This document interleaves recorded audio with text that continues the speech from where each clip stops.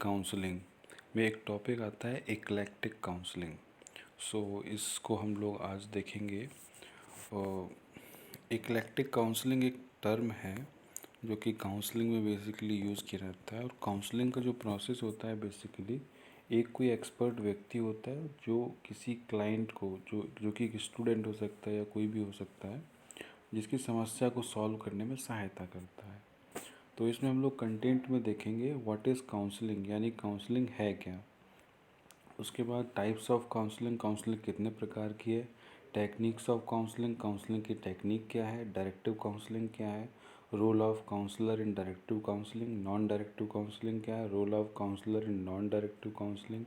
Difference in directive and non directive counselling. Eclectic counselling, history of eclectic counselling, characteristics of eclectic counselling, role of counsellor in eclectic counselling और references.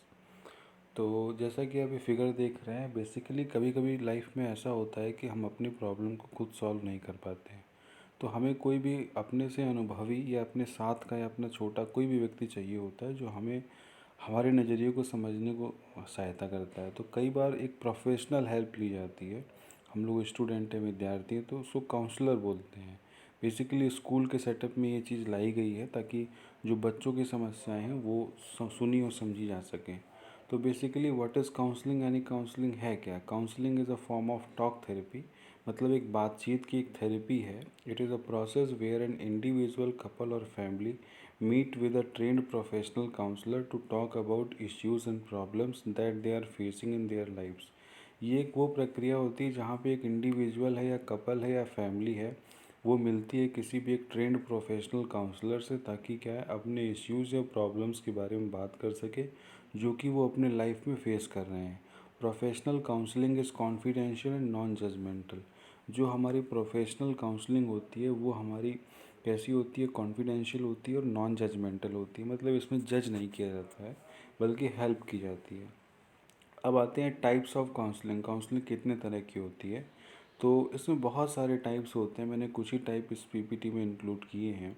जैसे आता है educational counselling यानी शैक्षिक counselling, placement counselling, marriage counselling, family counselling, mental health counselling, substance abuse counselling. ठीक है। अब आता है टेक्निक्स ऑफ काउंसलिंग, यानी काउंसलिंग की कौन कौन सी टेक्निक्स होती है। तो पहले क्या आता है डायरेक्टिव काउंसलिंग, दूसरा नॉन डायरेक्टिव काउंसलिंग, तीसरा इक्लेक्टिक काउंसलिंग। सो अब इसे बारी बारी से देखेंगे कि डायरेक्टिव काउंसलिंग क्या होती है। In this counselling the counsellor plays an active role. इसमें क्या करता है, कोई भी एक काउंसलर जो होता है वो एक्टिव रोल प्ले करता है, मतलब मेजर चीज़ें वही करता है during the process. Counsellor is regarded as a means of helping people how to learn to solve their own problems. Counsellor को एक ऐसे माध्यम के रूप में देखा जाता है जो लोगों को ये सिखाता है कि कैसे वो अपनी खुद की समस्याओं को हल कर सकें। This counselling is also known as counsellor centred counselling. तो डायरेक्टिव काउंसलिंग को हम लोग काउंसलर सेंटर्ड काउंसलिंग भी कह देते हैं। In this counselling the counsellor does everything himself, that is analysis, synthesis, diagnosis, prognosis, prescription and follow up. इस तरह की काउंसलिंग में क्या होता है, काउंसलर खुद ही सब कुछ करता है, चाहे वो एनालिसिस हो या सिंथेसिस हो या डायग्नोसिस हो या प्रोग्नोसिस हो या प्रिस्क्रिप्शन हो या फॉलोअप हो, सारे प्रोसेसेस को खुद ही वो करता है। फिर आता है role of counsellor in directive counselling. Directive counselling में काउंसलर का रोल क्या होता है, अब ये देखते हैं हम लोग।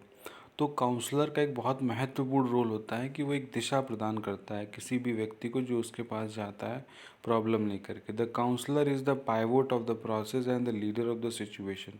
पूरी प्रक्रिया की एक धुरी होता है काउंसलर, और क्या होता है, सिचुएशन का लीडर होता है। The counsellor in fact works under the counsellor and not with him. Counsellee जो होता है, जो क्लाइंट होता है, वो क्या करता है, काउंसलर के अंडर वर्क करता है, ना कि उसके साथ काम करता है। The counsellor collects all possible information about the people और counselee and analysis them for an adequate understanding. Counsellor क्या करता है, सभी जो पॉसिबल इंफॉर्मेशन होती हैं पीपल्स के बारे में या काउंसली के बारे में, सबसे पहले उस सारे डाटा को एनालिसिस करता है, ठीक है, और एक अपनी समझ बनाता है क्लाइंट के बारे में। This counselling is also called the prescriptive counselling because he prescribes the solution और कोर्स ऑफ एक्शन। इस तरह की जो काउंसलिंग होती है उसे हम लोग प्रिस्क्रिप्टिव काउंसलिंग बोल देते हैं, क्योंकि एक वो सॉल्यूशन को प्रिस्क्राइब करता है या कोर्स ऑफ एक्शन देता है। मतलब कुछ जो करने योग्य काम क्या क्या होते हैं वो सारे इसमें क्या करने करता है, सुझाने का काम करता है।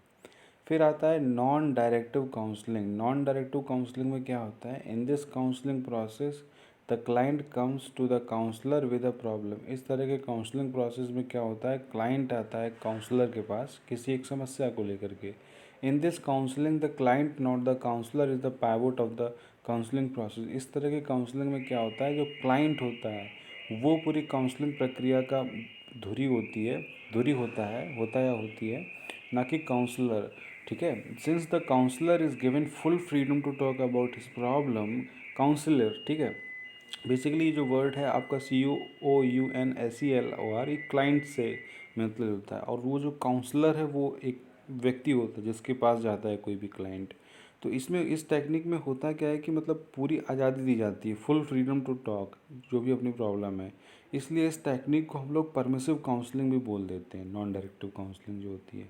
अब आता है कि role of counsellor in non directive counselling. Non directive counselling में काउंसलर का रोल क्या होता है, the counsellor defines the situation by indicating that he does not have the answer but he is able to provide a place and an atmosphere in which the client और people can think of the answer और solution to his problem. Counsellor जो होता है एक बात ये define करता है इस सिचुएशन में, मतलब देखो, जो काउंसलिंग की पूरी प्रक्रिया होती है उसमें वो एक ऐसी परिस्थिति काउंसलर बना देता है जिसमें क्या करता है, क्लाइंट खुल के अपनी बात रख सकता है और जो भी उसकी प्रॉब्लम है उस पर क्या है, थोड़ा विचार विमर्श बातचीत की जा सकती है।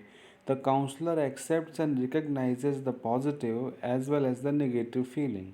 काउंसलर क्या करता है, मतलब इस बात का महत्व समझता है कि जो भी पॉजिटिव या नेगेटिव फीलिंग है उनको बराबर क्या किया जाए, एक्सेप्ट कर दिया जाए। अब आता है difference in directive and non directive counselling, यानी डायरेक्टिव और नॉन डायरेक्टिव काउंसलिंग में डिफरेंस या अंतर क्या होता है। जैसे डायरेक्टिव काउंसलिंग क्या होती है, काउंसलर सेंटर्ड होती है, जबकि नॉन डायरेक्टिव क्लाइंट सेंटर्ड होती है। ये वाली काउंसलर इज़ मोर एक्टिव होता है डायरेक्टिव में, नॉन डायरेक्टिव में क्लाइंट ज़्यादा एक्टिव होता है। डायरेक्टिव में एम्फोसिस ऑन इंटेलेक्चुअल साइड पे ज़्यादा जोर दिया रहता है, जबकि नॉन डायरेक्टिव में इमोशनल साइड पे ज़्यादा जोर दिया रहता है। एनवायरनमेंट कंट्रोल्ड होता है डायरेक्टिव में और एनवायरनमेंट इंडिपेंडेंट होता है नॉन डायरेक्टिव में। Counsellor helps in problem the solving the problem.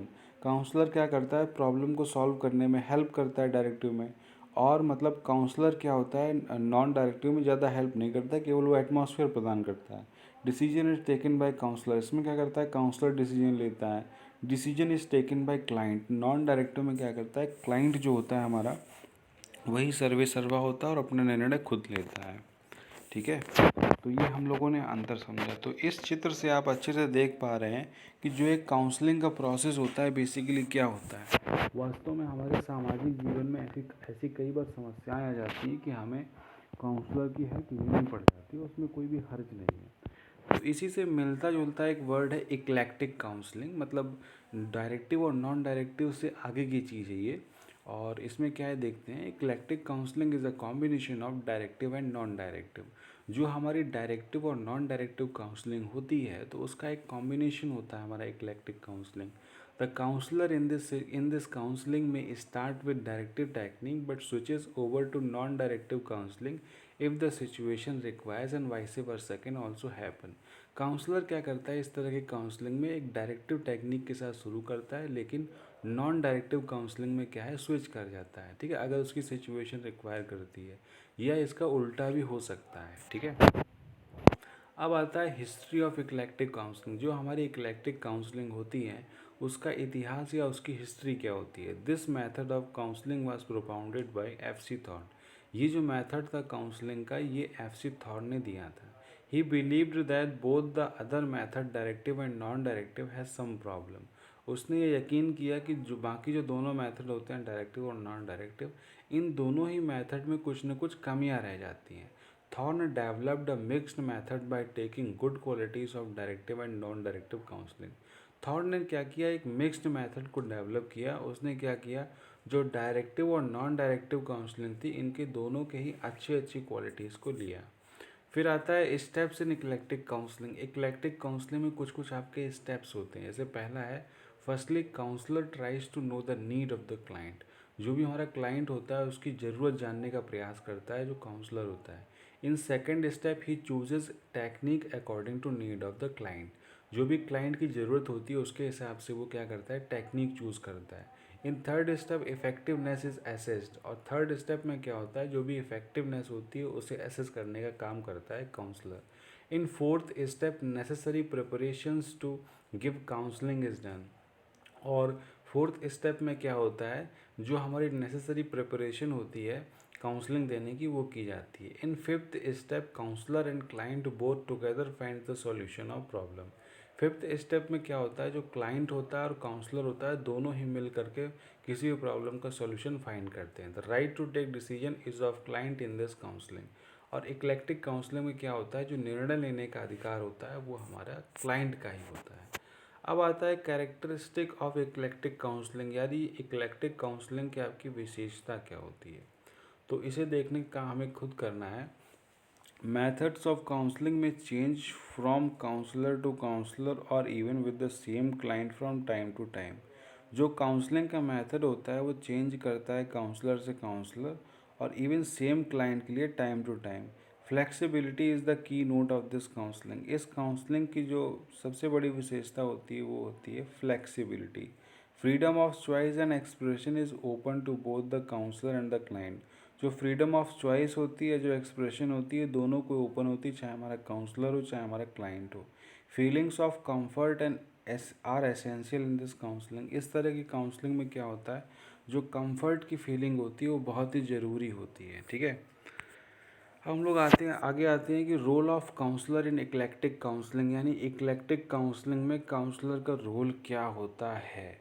The competent eclectic counsellor uses his knowledge in choosing techniques and in the establishment of positive working relationship with the client.